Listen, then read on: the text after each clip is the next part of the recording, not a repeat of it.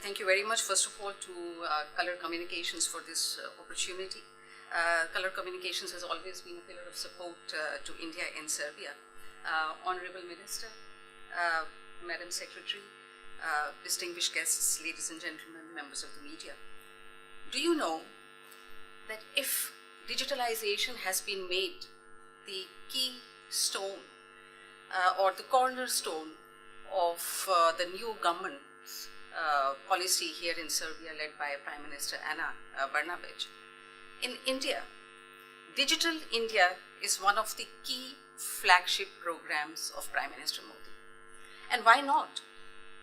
You know, if we look at the pie chart of the GDP of our two countries, if more than 50% of India's GDP comes through the services sector, so does that of Serbia. We are a country of, we are the sixth largest country in the world. We are the sixth largest economy. We are the most populated nation in the world with 1.3 billion people, 60% of whom are of the age of 35 years and below.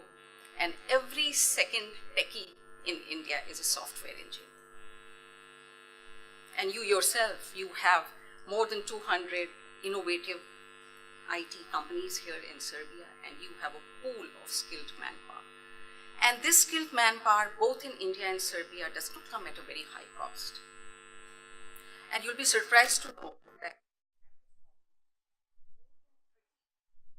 IT professionals are here in Belgrade on secondment with various multinational companies in Serbia, in Belgrade, to provide technology solutions, to provide IT support to those countries. And every year, I give visas to at least 200 Serbian businessmen, Serbian professionals who visit India at the invitation of Indian companies to provide technology support to them and to exchange best practices. And this ecosystem is only going to grow as India introduces the electronic visa system. See, here you have digitalization for mobility. Sitting at home, you go onto your computer, apply online, submit your documents online, pay online, take a download, and take it to any of the 26 designated airports in India, and you are in. You do not even need to come to the Indian embassy, although I would like you to, so that you can come to us, talk to us, discuss with us, and learn more about India. So here you already have, India has implemented digitalization for mobility. And in fact, I would say Serbia has gone a step further. And through the minister, I'm deeply grateful to the government of Serbia for having abolished visas for India altogether. And there could not have been a greater gift from the government of Serbia to the people of India as we celebrate 70 years of our freedom. 70 years of freedom is coming after this 200 years of aberration in our otherwise 7,000-year history of India, where we became a colony, and as a result of which we missed the Industrial Revolution. But our founding fathers of our constitution, they ensured that they create the kind of institutions and the kind of ecosystem in India. And as a result, India made a jump start to the digital revolution. So what is this Digital India all about? Digital India, in fact, I have brought a PowerPoint presentation here which I would like to circulate to everyone. I will not take your time in going through each and every point. But the Digital India program has three key areas. And this is infrastructure for all, governance for all, and digital literacy for all.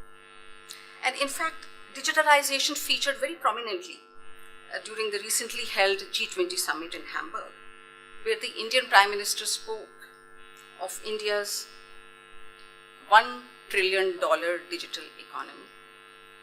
He also referred to 1.8 billion mobile phone users in India. He also spoke about, this is something very unique that India has achieved, no other country has achieved this. Over 1 billion people in India have a unique identification system. Over 1 billion people in India have a digital identity card. And there is a growing ecosystem for digital payments in India. So how can we share this with Serbia? we have put several instruments in place. We have a training program in India. This is the Indian Technical and Economic Cooperation Program, which since 2008 is also being utilized by Serbia. And we already have about 140 Serbian alumni who have utilized mid-career training programs in India, and we offer this to everyone in Serbia.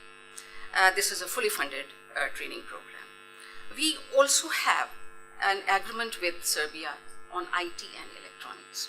And very soon, the joint committee under this agreement is going to meet, and guess how? Through video conferencing. So this is a very effective use of technology for meetings where 20 experts on both sides are able to have a real-time conversation, thereby saving a lot of time and money. And we also have an agreement on science and technology. And the Joint Committee on Science and Technology has already met through video conferencing, and now they are going to meet in person to decide on joint projects, including on ICT. We also have an agreement on agriculture, and we are discussing already the IT and the ICT implications in agriculture cooperation. And we have also created in Serbia, the intention is to make Serbia the hub for an IT hub, a hub for digitalization. And this is a very super smart building that India has created in Serbia, and it has been created in Indije, which is about 50 kilometers from here towards Novi Sad. And it is the most super intelligent building in Serbia, and it is the only building not only for Serbia but also for the region which has a gold LEED certificate. It is a non-critical data center, so I urge everyone to please utilize this facility. And in every other way, India is at the disposal of Serbia for every kind of support, for every kind of exchange of information, for every kind of exchange of best practices, and of course, above all, for the tremendous amount of mobility that we now look forward to between India and Serbia. And of course, I, as the Indian ambassador, I'm just one telephone call away for any support or any collaboration that you would think of. Thank you very much, Minister Pansal.